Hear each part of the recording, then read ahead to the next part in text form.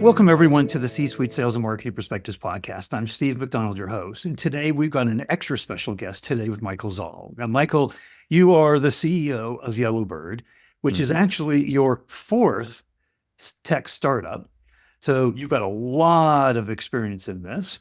You are married, you've got two kids, and you are passionate about all things concerning values and how you live your life and how you lead the company and the culture. And it goes right into our topic today, which is how core values truly impact your clients or your business.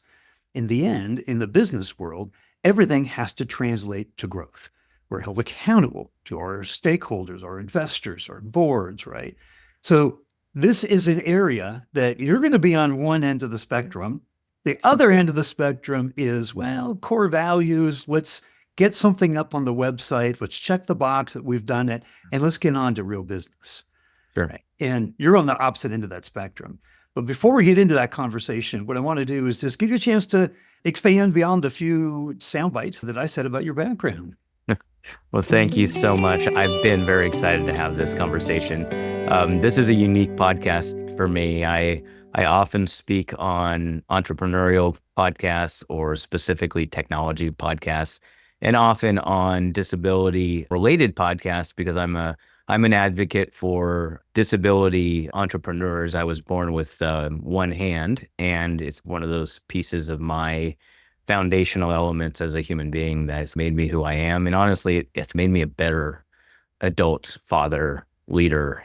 I have ways to go there, but at least I do credit that. And thank you so much for having me. And I'll get into some of the things about YellowBird and what we do, but also why core values and principles are so important to us. Well, let's start there. From your perspective, why are core values and principles so important? I think we all believe in our heart of hearts that we're good human beings and that we have good values and that we have the guiding light of our personal values that guide our principles that we operate under. And I think that's true, but I don't think that they're always the same for all your people. And having these core values that you can lean back on and ask yourself, what am I acting in accordance with our core values? Are the decisions that we're making, priorities that we're making? Because you always have different priorities and different things pulling you in different directions. They come down to decisions around your own personal values, but also the business. And so for me, I believe the principles that you operate a business come back to the core values of the company. Ours, just giving you a little bit of a rundown, it's be awesome. And for what we're talking about, it's being empathetic towards customers, and employees, encouraging balance of both learning lessons, growing, and living the golden rule. That's what be awesome means. Lifelong learning, it sounds obvious, but that comes down to are we actually studying what is true and what's not true? Are we drinking Kool-Aid? Are we listening to so-called experts that aren't? And that's around us all the time and making decisions based on those. Own it. I'm a big believer in owning it. We mess up constantly as human beings, but as a company, I'm sure my customers would hate to hear me say I mess up constantly. I know my investors would hate to hear that, but messing up can just mean you were gracious enough to be kind to me when I missed a call that we had. I messed up. I own that. That wasn't a proud moment for me, but owning it and being authentic, which is the next one, authenticity. It's easy to say that you're authentic, but that truly means that you're willing to be humble and say, you know what? I don't know. And I actually have had this recently in my life here in the office of priorities and things like that we have 6, 7 number one priorities, and me being authentic to say, I need you guys to help me make that decision because they all seem super important. And then the last one, and it's my favorite, and it's silly, it's called Be Spicy. There was actually another company in town, they used something similar, and theirs was Minty, actually. It was kind of funny because I know them well. And a good company, it's called WebPT, and here in Phoenix. But their Minty is kind of fresh and fresh thinking. And I liked all that, but I liked spicy because, we have a zest for life and we're trying to have some fun around here.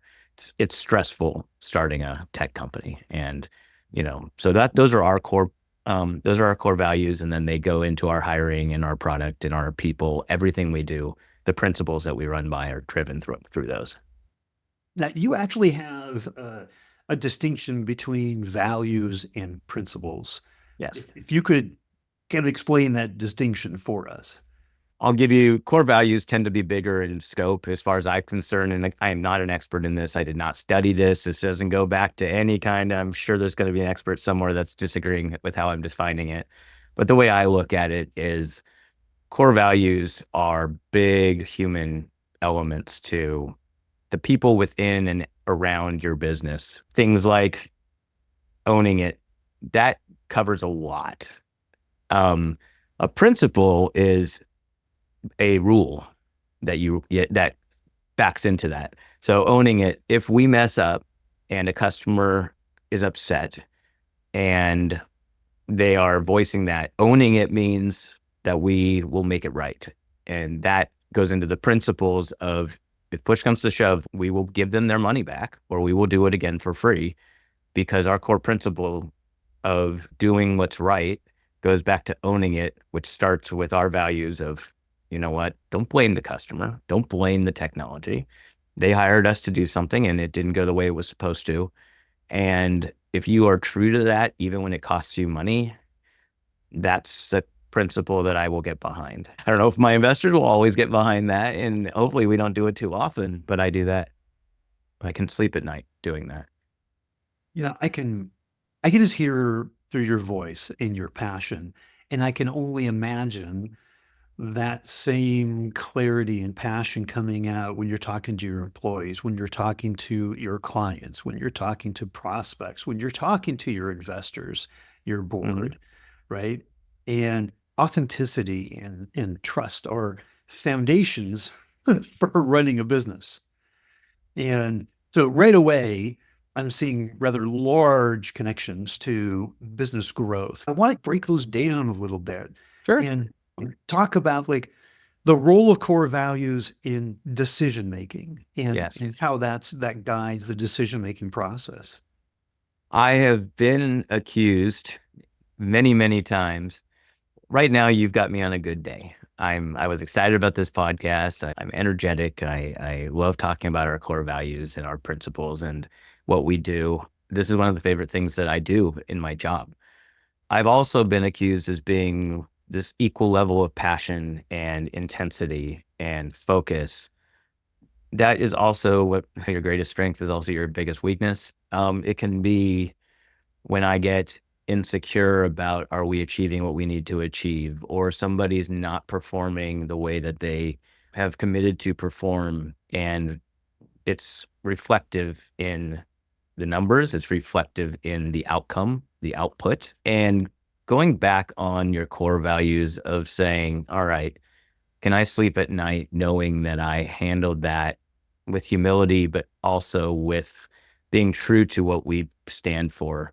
We're, as a tech company, people don't talk about this a lot, but when you start a tech company, the only way that you maintain control and end up in a good capital position is if you only raise enough money to get to the next need for capital. And so you are always running out of money in the early days. Now we're over, I believe, past that. You just never really know, but we're over 5 years old and we've been successful. We fortunately were awarded the Inc. 5000. We're number 512 last year. We're doing well. But when you are going into this capital raise phase and the board and the investors and the incoming investors are scrutinizing your performance day to day, week to week, month to month, and you look at your business year to year or quarter to quarter, you have to fall back on your core values a lot, because I can also be owning it and being authentic, being spicy. I can be very frank with people. I can be very direct with people. I try to always be kind, but I will tell them, look, we committed to doing these things. You've committed to doing these things. How can we together do this? But I can't raise capital if we do not achieve, if we don't raise money, we won't survive. And these are conversations I've had to have over the last several years. I've even had to lay people off that I love and truly as human beings and have, they're very special people, but they underperformed. And being authentic and owning my part in that, because nobody gets here without me. I hire people. I talk to them about our core values. And one of those is that I have to be true to owning both the great stuff, acknowledging all the things that they're doing right, but also making the hard calls, which absolutely is heartbreaking for me. It's the worst part about the job. Those hard calls, and it's like a continuum, right? The decisions that are made over time, if you actually stack them all next to each other, just a mountain of decisions, and a lot of those are hard decisions. Everyone in the company is looking at how you make decisions. Your clients are looking at how you make decisions, your investors, the employees, right? And they're looking at you as a leader, and they're looking at the team leaders, right? They're looking at everybody who's making decisions. And there has to be a belief in the decisions that are being made for the right reasons, right? Yeah. We've all been at companies where we didn't think they had the right values, that we thought we were sacrificing our values for being there, right? Then the retention goes down, the morale goes down, right? You see the downward spiral. If people can believe that you are doing the best that you can and living up to the values that they buy in when they come into the company, Yeah. then they're going to follow that kind of a leader, whether it's team leader, whether it's you as the CEO. So that continual decision making really speaks volumes for how the company is going to operate, who's going to be inside of the company, how long they're going to be there, how much passion they're going to have, what the effort they're going to put out. It's very true. And sadly, the piece of this is these core values and principles that you run by, the core values never change and the principles never change, but the needs of a business do. And that can be the hardest part of this journey. This conversation is hard for me because I think about a few people in particular, people who stood behind me and us as a company at the hardest points, who are good human beings, who put the foundations in place, who are here to help us make what YellowBird is today. And yet they weren't the right people to get us to the next level for a multitude of reasons. And it has zero to do with the values and zero to do with the culture, but it had a lot to do with personal willingness and ability and background to do what's needed to do to get us into a position to be successful. Like I said, core values and principles are not something that I take lightly. And you can tell when people actually, my proudest moments are actually after we've had to do, and we have had to do a layoff at one point where we haven't had to do it in a while, but that I didn't lose anybody afterwards. Even when we had to say goodbye to friends and people that we volunteer together, we always do a volunteer day where we go and build meals or something like that. We try to give back. We believe in community, internal and external. YellowBird community is important to me and to us, but internally as well. The thing that hurts the most for me is when somebody underperforms and then they afterwards come after you and verbally or otherwise. And you're like, I didn't want this to be true. And nobody hires somebody thinking that they're going to have to let them go for whatever reason. And it's the hardest part of leadership, not just my job. Anybody who manages people has had to let go of good people who are underperforming. And that is horrible. But I do go back to the core values there too. I sleep good at night, knowing that I stayed true to those. I owned my part in that. I'm going to learn from this experience. If you know it's the right thing, you got to just do it. And that's something I've gotten better at over time. So sorry, I don't mean to get on a soapbox. What I want to do is I want to start exploring other ways that the core values impacts the company, and Hmm. in particular, your client relationships. Yes. How you get them, how you keep them, how much they become part of that NPS score and a Yeah. promoter of yours and a referrer of yours. Like, how does that impact your client relationships?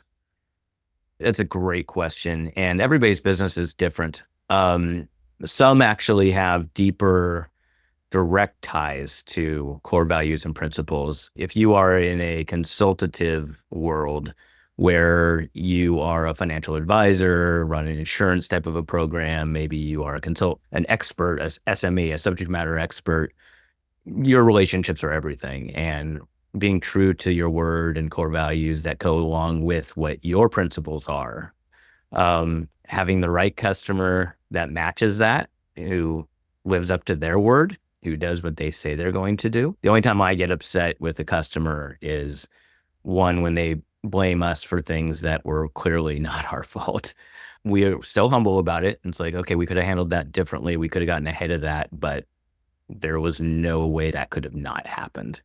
And when somebody doesn't live up to our values, owning it, being authentic and saying, okay, I know I said we were going to do this with you. We didn't. Here's the reasons why. Here's the experience that we had. It could be money. It could be slower growth. It could be priorities.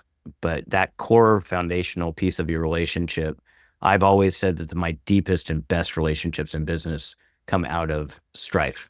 They've had huge issues.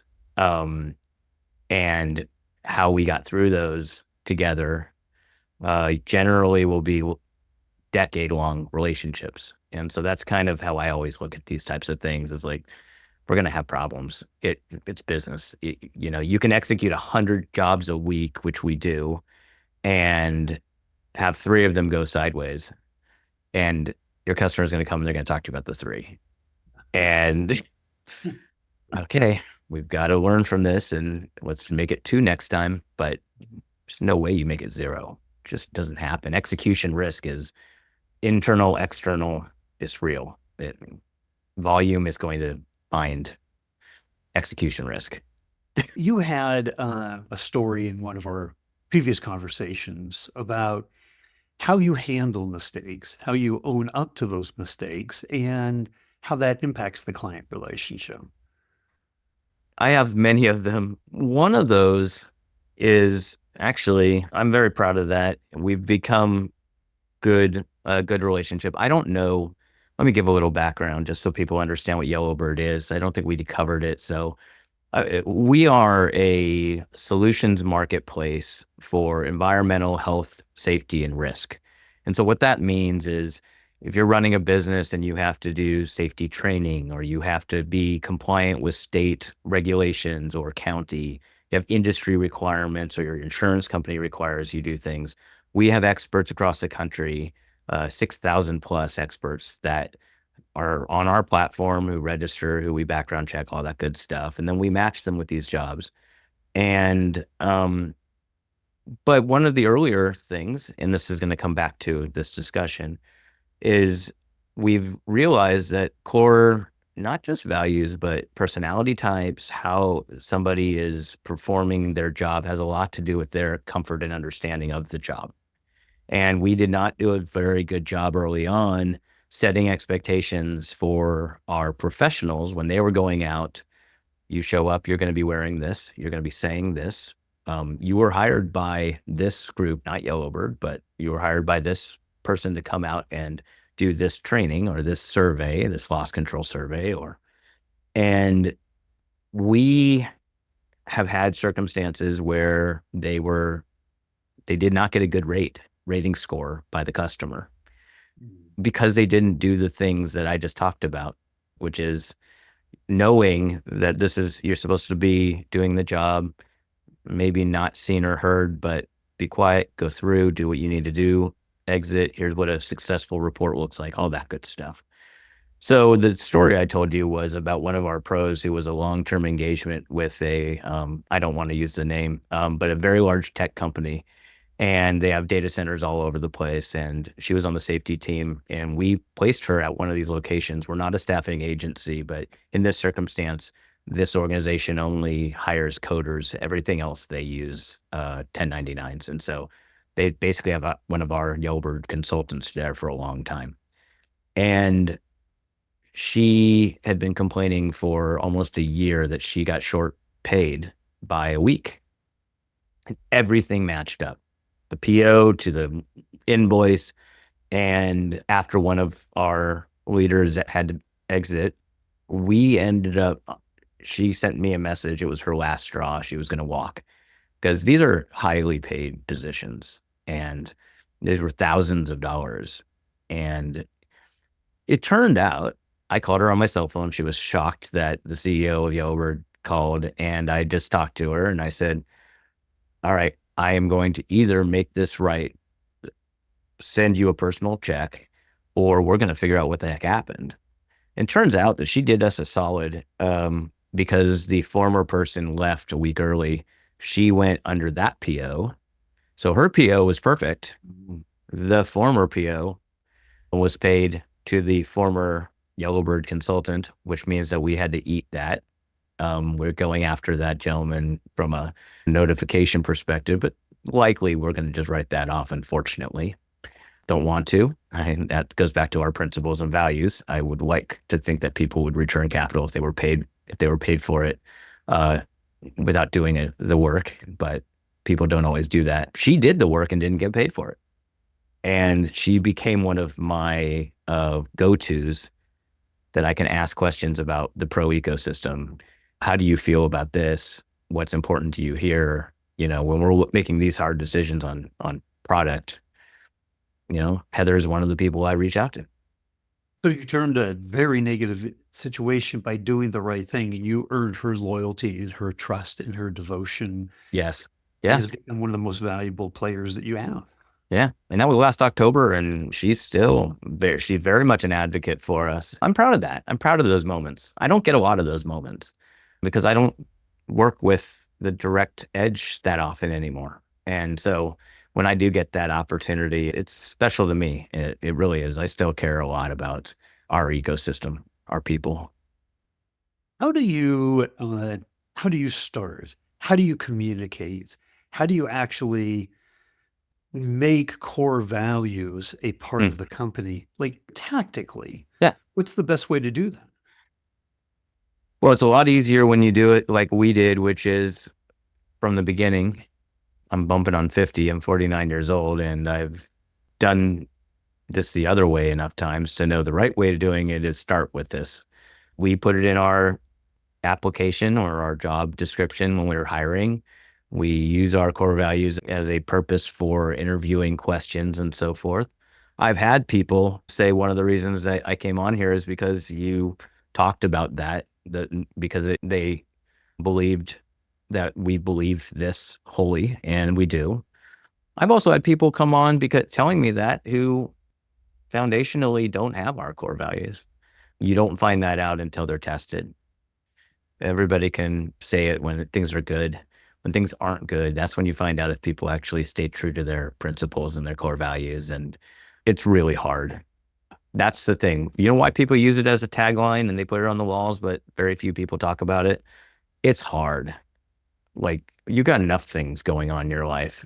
And that's why they also have to be something that's not that difficult. Principally, we all believe in lifelong learning. Come on, who doesn't want to learn? People say they own it, but to actually own it is not fun, especially when your ego is going to be bruised. Yeah, I did tell you I was going to do that, and I didn't do it. That's not an easy thing to say out loud.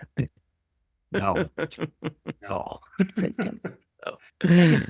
Michael, everything we've talked about here, what haven't we covered yet about core values and the impact and why, as a CEO, fourth time starting a tech startup, Yeah. you're so passionate about this? What haven't we covered that you want to make sure that you can say?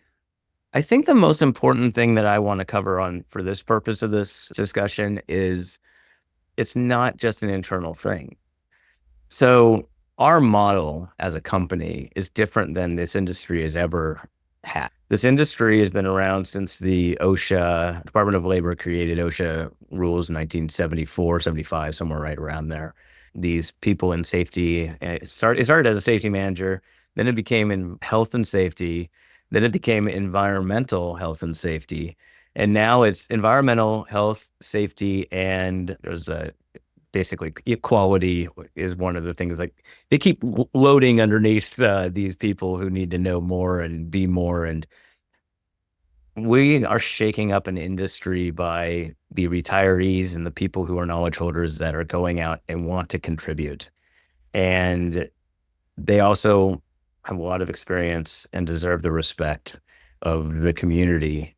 And for me, I think that there is a bias towards using your own internal employees because there's lots of reasons. And I don't blame most people, but if you haven't the right people with the right locations, you should use them.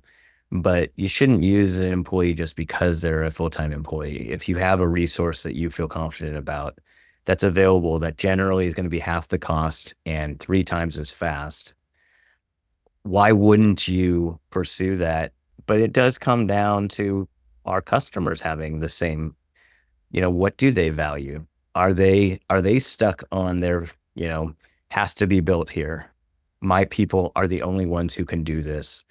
That value proposition, I think goes back to the DNA of a company, and that if you sell on relationship only, but not expertise and not some of the core foundational elements that make somebody great, then you end up pushing for fiefdoms and it slows everything down. And so I would say if you are true to whatever your values are, using them as the reason that you make good decisions or just decisions. And by the way, I don't consider hiring us a good decision always. I say that often and they're like, what? I have employees and I have a lot of coders. And I can tell you right now, you could have the best value proposition in the world, values, everything else. If I'm not optimizing the full-time coding team I have, then I'm going to be using them first because there is a time for that. And then there's a time that's like, okay, we have way more projects than we have people and I need to outsource. And I do that too, right? Because I am owning that piece of it doesn't have to be built here. It just has to be managed here. Well, so I've got one last question. Yep. That is, out of everything we have talked about, what is the one most important thing that you want us to take away from our conversation today?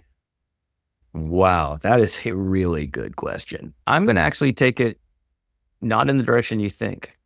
So I talked about being, this is a video. So I was born with one hand, and I think it's really made me who I am. I know it's made me who I am, and how you handle adversity and all these things. It doesn't have to be. I'm actually kind of nauseated by the number of times I said core values in this call, because you don't actually talk about that on a day-to-day basis. So if you keep repeating that, it's nice, but it's also icky, if I'm being honest. But the foundational piece of what we talked about is being true to finding people's superpowers, and whether it be the stick-to-itiveness, whether it be the creative thinking, whether it be the solution architecture, that people all want to contribute. I believe that foundationally, fundamentally. And part of the contribution is making sure that your values align with the principle of how they contribute. So if you are a coder, for us, my vision for a coder is that they see the ability to efficiently get a forklift safety trainer to a location and maybe stop somebody from injuring somebody else because they developed a great scheduling app, right? Like you can do that. If you can just find how it reflects making an impact. It was really big a couple of years ago with Simon Sinek and some of these other, all the why reasons, but it all comes back to the same thing. So I would say if you can tie principles and values to each job, even if you don't talk about it all the time, you should talk about it at least once or twice with each of your people of this is going to help us execute faster and it's going to get people trained more quickly and more affordably, more efficiently. So that would be it. I guess the thread of all of this goes from the company through the employees to the ecosystem to the end customer, and it all comes back to this stuff. I just had a HR leader on another podcast. He's been in business for 25 years, and he talked about finding your North Star. Yeah. Yeah. And why, and what you were talking about, that you did that scheduling app that helped somebody get to the job site on time, was able to train, able to help people from being injured. Like there's where this is an ecosystem and everybody has a part in it. He also said internally within your own company, developing the people and their careers. That's a North Star. Yes. You know? But yes, but you can't have multiple. That's the challenging thing. A true North Star is a North Star. And we actually we're having internal dialogues around North Star right now, because a North Star metric has to be able to be measured and managed, and can't measure, can't manage. And so sometimes these North Stars are so squishy that you can't actually hold people, not hold them accountable. It's more of, can I see that I've made progress towards it? And it's hard when you think, okay, HR person, they're hiring, well, I'll be arbitrary and say they're hiring for my company. You've got a financial hire that's doing all of our accounting stuff. You've got engineers, you've got customer success and account management. You have sales folks. There's lots of different moving parts, and you should have one North Star. It's like finding something that would tie to all that. It's really hard. But yes, foundationally getting them back to core values, I think it's a smart, and I'm having trouble doing it, if I'm being honest. So I think it's smart. I don't think I can necessarily do it. I'm trying. But the process of trying and being genuine about that and how that impacts the company, your clients, your employees, your stakeholders, investors is very, very real. And Michael, I just want to say thank you for coming on. And thank you. if people had additional questions, would it be okay if we provided a link to your LinkedIn profile? They could reach out to you? Absolutely. Absolutely. I would appreciate anybody who wants to connect. Please don't pitch me, because I have so many of those, but I would love to connect with anybody who wants to be in my network. If I can be helpful in any way, I'd love to do so, particularly in your health and safety and risk world, but it doesn't have to be that. It can be anywhere that you think I can be valuable. Well, thank you. Thank you again for all the insights and all the conversation, and wish best of luck to you and your company as well, for sure. Thank you. Yeah, and the website's goyellowbird.com. So yellowbird.com is, even I can remember that one. So check us out.